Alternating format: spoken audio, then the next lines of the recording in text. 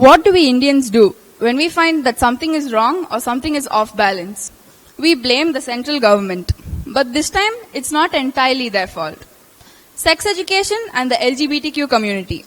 Two topics that are still looked down upon in a supposedly developing country like India. So, you see, in 2007, the government attempted to launch a sex education program called the Adolescence Education Program. This program, to be frank, would not have sufficed as sex education because it merely scratched the surface of the topic. But hey, something is better than nothing. So, it wasn't really a surprise though when 13 states immediately banned this basic course because parents and teachers thought that this was an offense to Indian values. This isn't even the worst part, as today, almost a decade later, this basic course is still banned in about 5 states. And this just proves that we have a long way to go. But you see, India wasn't always like this. This is the land of the Kama Sutra, Khajuraho sex temples, and we were once an open-minded community. We discussed topics like sex relatively freely and not in hushed whispers behind locked doors.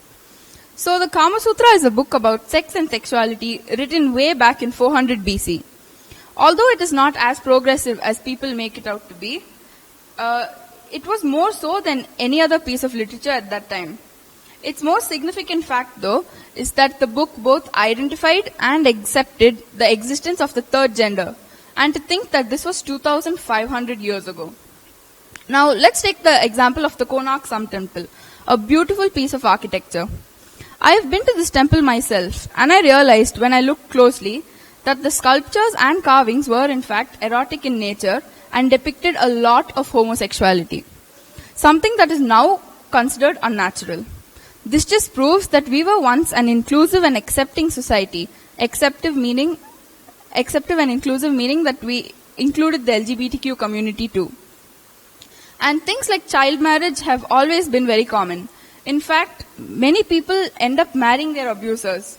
And because of all this, India is a country with a high rate of sexual abuse and accidental teen pregnancies. Obviously, there has been a lot of research on how these evils can be reduced, and many believe that this can happen with proper inclusive sex education.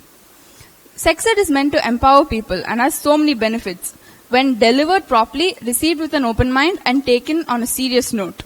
It is meant to make people think better and help them make the right decisions. It's not to help them become sexual at an early age.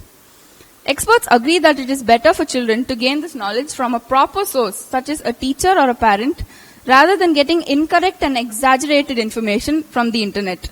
And this is something that will ultimately happen. You see, it is true that most Indian parents feel awkward to talk about sex to their children, even though this shouldn't be the case. Therefore, I feel that it would be less awkward and more accurate if sex education was just taught in school as another subject. And psychologists have said that the right age for children to be given inclusive sex education is between 11 and 16 years of age. And sex ed doesn't just talk about sexual intercourse. It talks about things like the menstrual cycle, something that girls are still ashamed of and something that still disgusts boys. Sex ed helps children understand that they're not the only people going through some stuff. It helps them understand their own body and the body of others. Inclusive sex education also helps children identify their sexuality early in life and educates them about how sexual abuse doesn't always have to be heterosexual in nature. People who have been heterosexually abused usually come out and they tell people because they're more open about it. But people who have been sexually abused otherwise are even more embarrassed about it. There are so many people out there, especially in the rural areas, who don't even recognize or accept the fact that they've been homosexually abused because they basically don't know what it is. So I feel that sex ed must be offered to parents too, because when it comes to the LGBTQ aspect of it, many people still think that being gay, transgender or a lesbian is some sort of a disease. So let's take this acquaintance of mine for example. He was in the closet for 2 years, and one day when he finally revealed to his parents that he was gay, he thought that they would understand, considering they were supposedly open-minded and well-educated people, but things didn't go in his favor. His usually modern and accepting family had suddenly believed that their son was possessed by a demon of some sort. They took him to a whole list of Swamijis who did all different exorcisms on the poor boy, but thankfully he was strong through all of this. Finally, after a tremendous amount of abuse that left most of us wondering who the possessed ones were, his parents did the rational thing and took him to a doctor. And here, the session that was supposed to be for the son ended up being a session for the parents. The doctor explained to them how being gay was natural, like how the parents were attracted to people of the opposite gender, their son was just attracted to people of the same gender. And after a lot of explaining, the parents finally understood. And because of his story, it's not just his family that's become relatively open-minded, but his whole society and community too. And because of all this, I think it's time that history repeats itself. And since being an inclusive and open-minded society was something that we have achieved before, I'm sure we can do it again, and in an even more amazing and in an even better way, considering we are far more developed than we were back then.